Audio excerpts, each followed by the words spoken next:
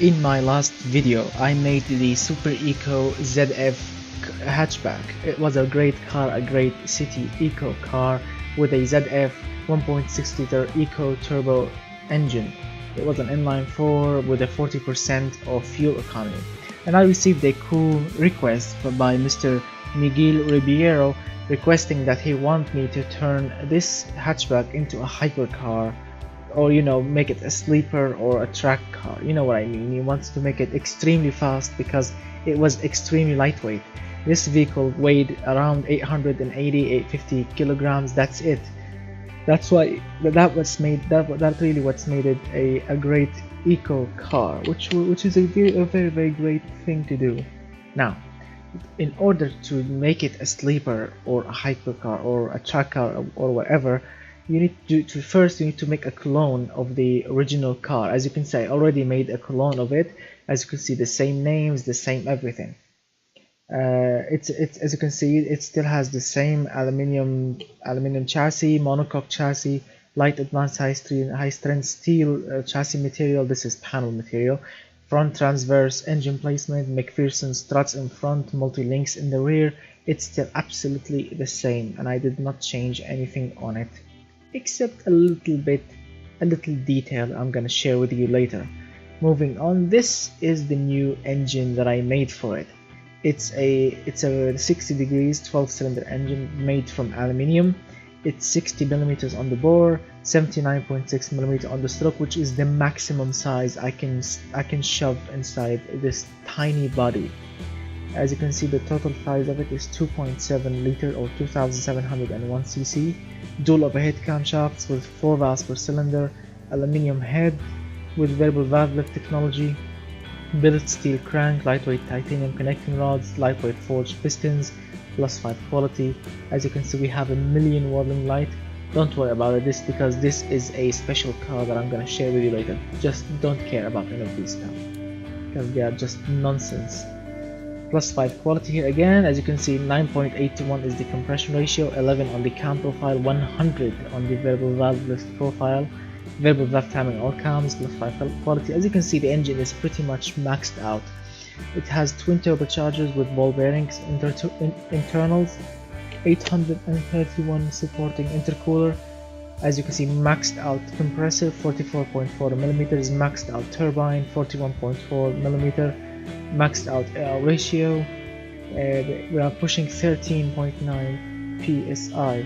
Absolutely amazing. +3 quality, direct fuel injection, throttle per cylinder, performance intake, 98 octane fuel, 12.9 is the air fuel ratio, 78 on the ignition, 10,000 is the RPM limit with +3 quality.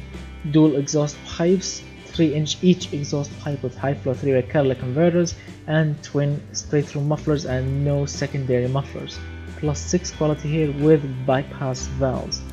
Moving on, this is the final result: 541 horsepower and 349 pound-feet of torque. The engine is reliable. It still has 21.9 fuel economy. I'm using nearly all the octane. Let's see if I push this one a little bit. No, the engine will knock. There is no point. Maybe it will lose horsepower actually. No, I don't want it to lose horsepower. So this is much better. Okay. Alright, so it's now 542 and 349.5 pound-feet of torque. Now let me show you this bad boy here. Let us look at it. Absolutely amazing.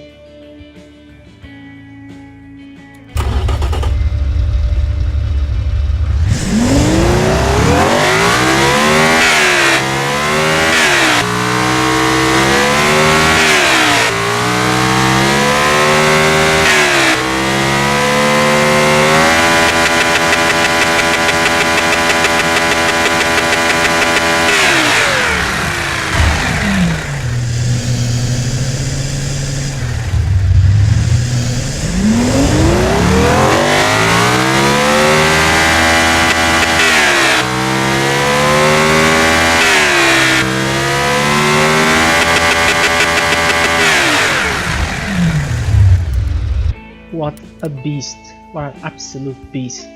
Now let me shove it inside as you can see, still the same hatchback, still the same everything, the same color, the same fixtures, the same everything.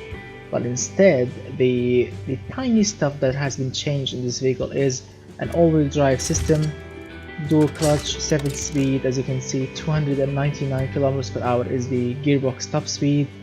Let's see if I want, because I want to increase it maybe to 300, because I want to hit the 300 mark. Let's see, 2.5 seconds. Alright. Okay, so now we have 304 kilometers per hour with 90 on the spacing, and the electronic limited slip differential, front and rear differentials, 50-50 power distribution with +3 quality, 2.5 seconds is the 0 to 100 time, 1.6% is the wheel spin ratio, radial semi-slick tires with 200 in front, yes my friends, 200 in front as you can see, and 175 in the rear. I cannot go any bigger or smaller. This is the perfect size. Now let's see, 25 is the rear offset, 10 is the front offset, 14-inch rims, 555 is the tire diameter with carbon fiber rims, +1 quality as you can see. Now let's move on. It's carbon ceramic front discs with 6 pistons, 275mm is the front rotors, carbon ceramic 6 pistons, 275 is the rear rotors, 67 on the pads. Let's see, are they perfectly balanced? Okay, now they are perfectly balanced. 73% to the front, 27% to the rear of the brake base as you can see. 0 quality, no need to go higher. Downforce under tray with 99 on the downforce, active wing, cooling flaps, and 50 on the front wing, 100 on the rear wing as you can see, 55 still on the engine. Yes, still 55. We need to go 56, why not? 100 is on the brakes, +5 quality here, and yes, as you can see, yes, you are seeing it correctly, only one seat. Only one seat, because if you are wondering what kind of car is it, it's a track premium. This is a track car, a track premium car. So the driver will only sit in it. This is not a family car. This is not a daily driving car. No, a single seat, that's enough. Sport interior, no entertainment, 0 quality as you can see. Electric variable, still the power steering is the same. Electronic stability control plus launch control, +3 quality. Basic 10 safety, no need to go heavier or higher. Standard springs with semi-active dampers, active sway bars. Custom suspension setup, -1.9 degrees of camber in front, -0.5 degree in the rear. The stiffness of the springs are 340 on the front, 280 on the rear. Damper stiffness are 340 on front, 280 on the rear. Sway bar stiffness 5800 front, 4000 on the rear.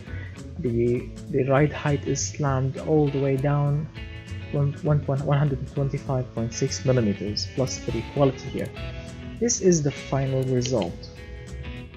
291 kilometers per hour is the vehicle top speed.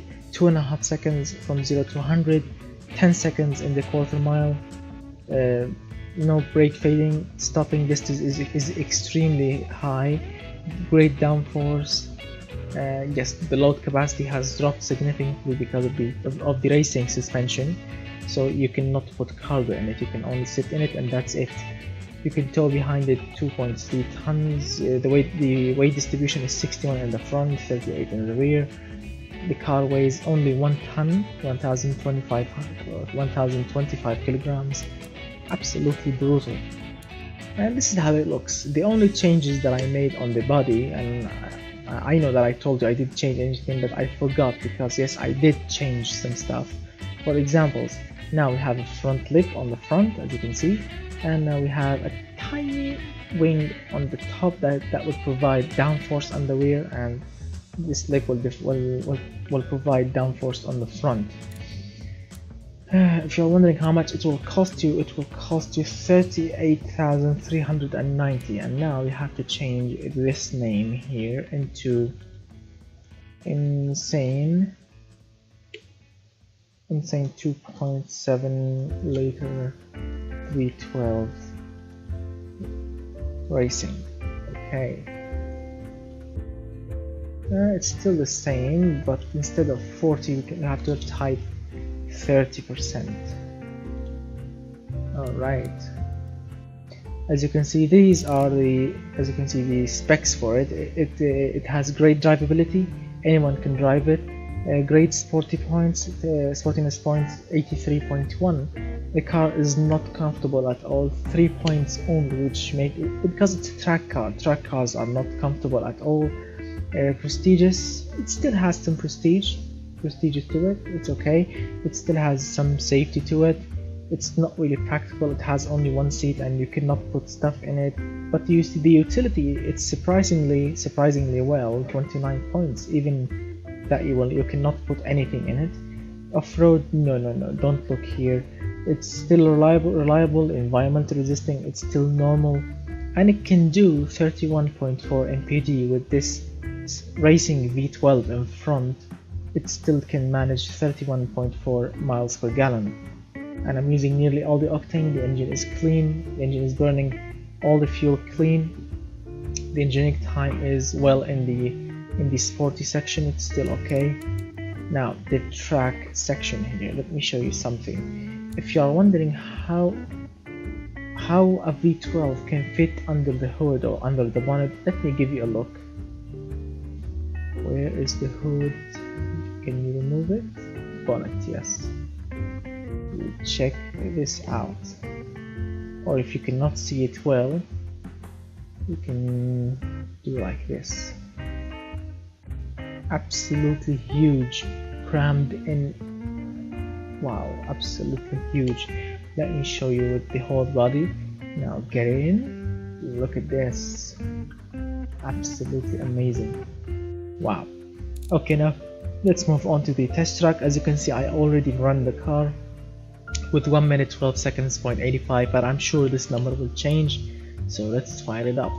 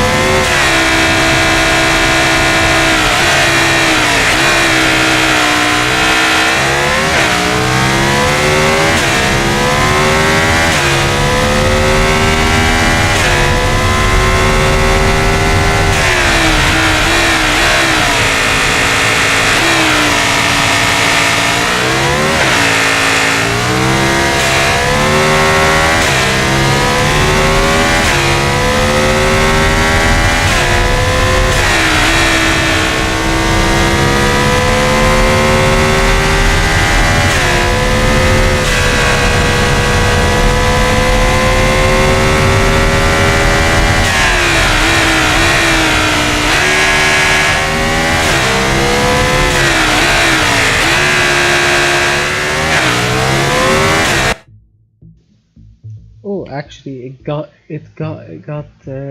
instead of 112.85, it's now 112.86. Absolutely amazing. I mean, yes, it got a little bit slower, a tiny hair, but it's still quick. 1 minute 12. This is extremely quick for a hatchback, and it still has active aero, as you can see. Look, 105 kilograms on the rear wing or on the rear, and 46.5 kilograms on the front. Absolutely crazy. So this thing, or this vehicle, can hook to the ground. It can stick and grip hard. As you can see, I'm using semi-slick tires, custom racing suspension, active aerodynamics on it. Also, as you can see, the roll angle is tiny for this kind of vehicle, so, and it can manage on 200 meter cornering 1.25 G, and on 20 meters cornering it can manage 1.16 G. So yes, this thing can corner hard. This thing can go in the quarter mile in the 10 seconds, so it can also go to the front hard. Absolutely brutal. I love sleeper cars. Sleeper cars are just absolutely amazing. Can you imagine normal people are buying the normal Super Eco and you will buy the same Super Eco, smash a twin turbo V12 in the front, take all the seats out, all the interior out, just bolt on a racing seats, and also you have to keep it tinted, black tinted like this, so no one can see what's inside. And I think they will notice the second exhaust pipe. If you can hide it maybe under, it will be fine. And I think they will also be noted about the carbon ceramic brakes.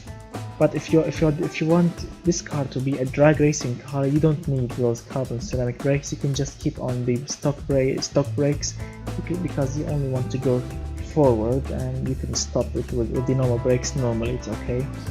So it will be a massive sleeper with the same shape, and people will think, oh, he's arriving with a small slow car that can do 65 miles per gallon. Oh, he's an idiot arriving to the drag race with it. And when the green light when the green light go on, he will fly off the line in 2.5 seconds, and all the way with 10 seconds quarter-mile time. Absolutely amazing. And all of this, if you want to buy it as a kit, will cost you only $38,390. So it has been a great pleasure of making this kind of madness. I'm really happy with the end result. So thank you so much guys for watching, and thank you Mr. Miguel Ribeiro for your cool request. I'm really happy with it. Thank you so much guys for watching. If you enjoyed the video, please hit that like button. If you are new to the channel, also please hit that subscribe button, because you will not regret it. And also watch all my previous videos and keep requesting all my videos, because I need ideas guys. Come on, give me ideas so I can make more videos. Thank you so much for watching. I will see you very soon, and goodbye my friends.